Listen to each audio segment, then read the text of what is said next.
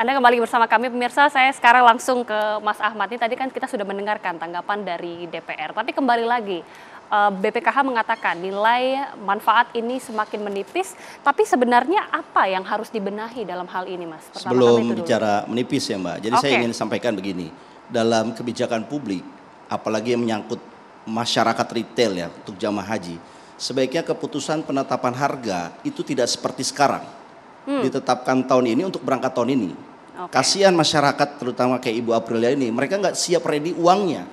Kan diputuskan kan last minute, diputuskan naik misalkan nambah sekitar 22 juta atau 23 juta. Kan ini harusnya kita memperbaiki kebijakan publiknya bahwa harusnya keputusan untuk tahun ini harusnya diambil kemarin tahun lalu.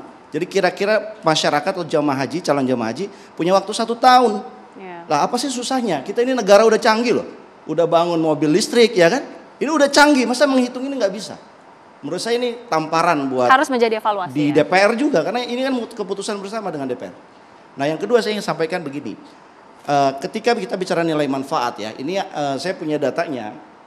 Ini ada data yang saya sampaikan, ini dari BPKH sendiri, mungkin bisa di zoom ya data ini. Dari data ini menunjukkan bahwa dana kelolaan haji dari tahun 2017 itu naiknya eksponensial, jadi naik tajam.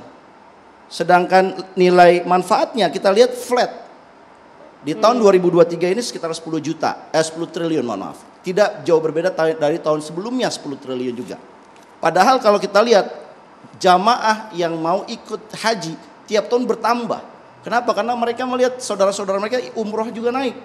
Jadi antusiasme masyarakat tinggi sekali. Nah pertanyaannya adalah kalau ini ceritanya berarti ada yang salah mengenai investasinya, mengelola investasinya. Artinya ada salah pengelolaan. Ada salah pengelolaan. Dan kesalahan itu ada 2 faktornya menurut saya. Pertama adalah BPKH sendiri. Jadi BPKH sendiri juga mengakui, saya punya reportnya, tetapi update-nya sampai 2027 bahwa investasi dana haji itu mayoritas ditempatkan kepada SBSN, Sertifikat Berharga Syariah Negara, untuk membiayai pembangunan negara. Nah SBSN itu returnnya kecil, ditempatkan di porsi yang paling besar. Sementara di dalam undang-undang disebutkan BPKH bisa berinvestasi di investasi langsung dan lainnya. Dan ini investasi langsung dan lainnya returnnya besar. Nah persoalannya adalah ada lazy, ada kemalasan dari pimpinan BPKH untuk menempatkan, mengotak-atik portofolio mereka, sehingga mereka memberikan return yang besar gitu. Makanya returnnya hanya 10 triliun dan itu angkanya hanya 6,06% saja. Dari 165 data April 2023 triliun, 165 triliun. Tapi bukan investasi memang dibatasi oleh undang-undang, Mas? Nah ini yang kedua, jadi sebetulnya mereka punya ruang gerak karena diatur maksimalnya, misalkan investasi langsung maksimal 30%. Nah mereka menggunakannya, saya punya datanya ini, baru 0,36%. Kecil sekali. Mayoritas hampir 66,7% dana kelolaan haji itu ditempatkan di SBSN yang returnnya rendah. Sementara gaji, mungkin Bang Iskan bisa jelasin, gaji pejabat BPKH minta disamakan dengan industri jasa keuangan yang sangat tinggi. Jadi kalau mereka sebagai fund manager dengan resiko yang berat, oke. Tetapi mereka nggak ngelola resiko apa-apa, taruh saja di SBSN. Jadi menurut saya ini ada laziness sama ketidak baiknya kinerja BPK. Kesalahan yang kedua adalah menurut saya di PP-nya. Jadi ada PP nomor 5 tahun 2018, peraturan pemerintah yang menyebutkan bahwa ada batas maksimal. Jadi ada floor investasi. Misalkan investasi emas maksimal 5%. Investasi lainnya maksimal 20%. Sementara di situ diarahkan supaya BPKH berinvestasi di SBSN yang terbesar, yang returnnya rendah. Jadi PP-nya ini harus diperbaiki kalau BPKH mau tidak defisit di tahun 2027. Jadi jangan kemudian masyarakat atau publik yang disalahkan. Loh Anda dikasih amanah sama masyarakat untuk mengelola dana haji, tetapi Anda tidak mampu mengelolanya karena returnnya rendah. Kemudian masyarakat yang harus dikenakan sanksi. Apa? Anda bayar harus lebih mahal tiap tahun. Kasihan Ibu Aprilia ini, dia tidak akan pernah berangkat haji. Kenapa? Karena Pak Iska tadi bilang, setiap tahun dananya naik terus. Hari ini 22 juta tambahannya. Besok mungkin bisa 30 juta. Nah, orang miskin kapan berangkat haji? Nah, ini kan tanggung jawab DPR dan pemerintah menurut saya. Oke, sebelum nanti mungkin bisa minta tanggapan dari Pak Iskan, tapi saya ingin ke Pak Wahyu terlebih dahulu. Ya. Tadi dikatakan bahwa sebenarnya dari BPKH ada terdapat laziness begitu ya, salah pengelolaan. Sependapatkah dengan hal itu atau punya pandangan yang berbeda? Atau sebenarnya sesuai, memang ini harus mengalami peningkatan, tahun depan juga harus mengalami peningkatan? Ya, dari pandangan kami Asosiasi Himpuh, BPKH ini memang harus kreatif, inovatif, dan produktif tadi untuk penempatan dana haji. Jadi dalam dana haji ini bisa juga ditempatkan di pos-pos yang menguntungkan besar seperti di Arab Saudi untuk urusan haji, atau juga mungkin di negara-negara Islam yang lebih maju ya, untuk bisa kita mendapatkan pendapatan yang lebih besar. Jadi intinya kreatif, inovatif, dan produktif dari sisi BPKH-nya.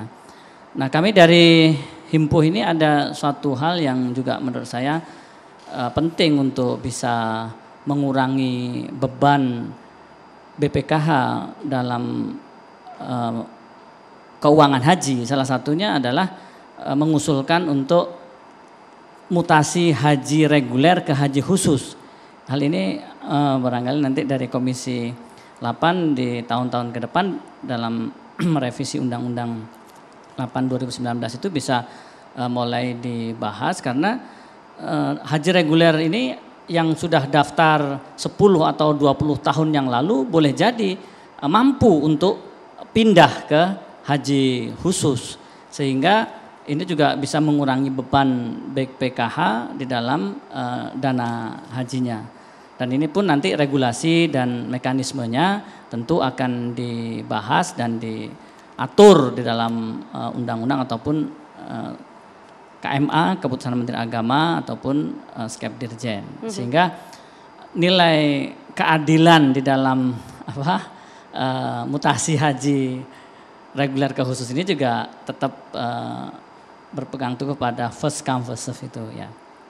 Jadi kalau dari Himpuh sendiri memang mencari solusi berikutnya adalah dalam penyelamatan keberangkatan haji ini, harapannya juga peran pemerintah bisa ditingkatkan untuk menambah subsidi haji.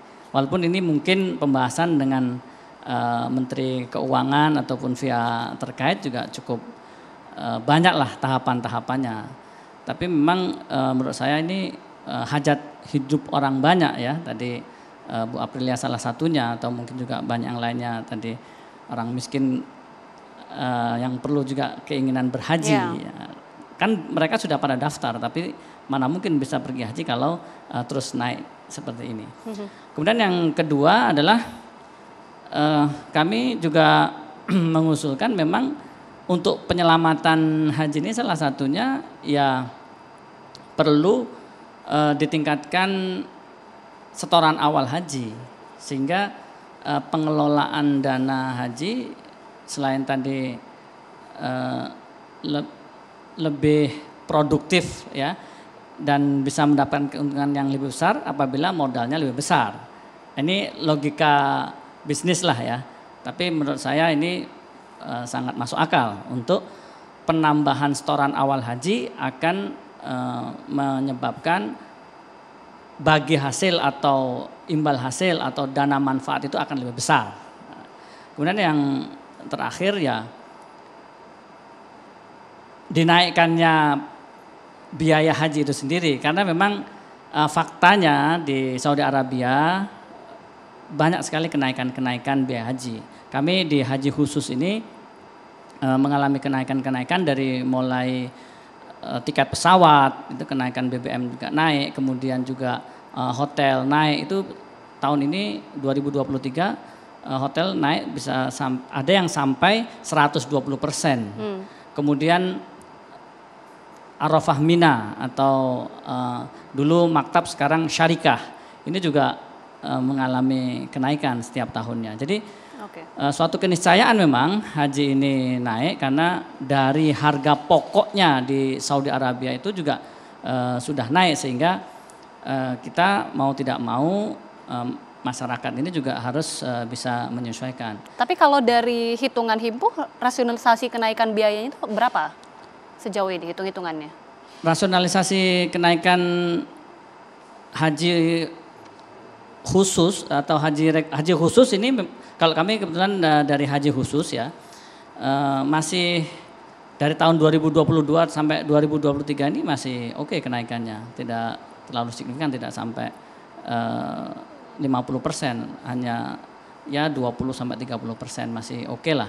Yang signifikan itu dari 2019 ke 2022 setelah pandemi itu luar biasa memang kenaikannya, bisa sampai lebih dari 50%. Nah memang kalau haji khusus ini tadi, makanya salah satu hal yang bisa memberi solusi tadi perlu percepatan adanya mutasi haji reguler ke haji khusus, itu salah satu solusi yang bisa mengurangi beban BPKH. Ini kan diskusi kita malam ini bagaimana mencari solusi untuk beban BPKH itu ya. Jadi saya rasa ini saja yang menurut saya penting bisa diaplikasikan. Nanti kita akan langsung tanyakan, ini ada banyak yang harus dijawab oleh Pak Iskan, tapi kita jeda dulu pemirsa, kami kembali saat lagi.